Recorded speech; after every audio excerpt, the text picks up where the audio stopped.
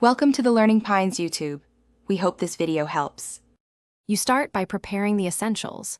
Update Google Play Games and Play services, then check your internet connection so the sign-in flow can communicate. Once done, open Play Games and tap Sign In.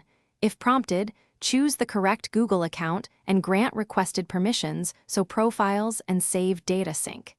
Make sure background data is allowed for both apps. You do these steps immediately to avoid token or permission failures that commonly block the initial authentication handshake.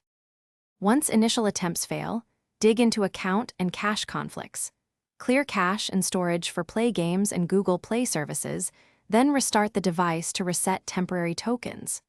Next, remove any duplicate Google accounts that might confuse the OAuth flow and re-add only the account you intend to use.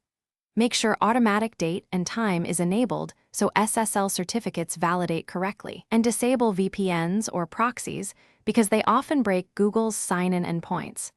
These steps fix most mid-process authentication issues. You finish by performing a clean sign-in, open Play Games and follow the prompts, granting permissions and selecting your account, then verify saved games appear. If problems persist, update Play services from the Play Store and inspect app permission settings to ensure contacts and account access are allowed for sign-in.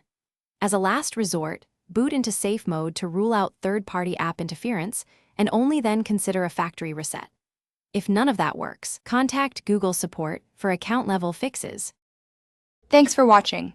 Consider subscribing if we helped you.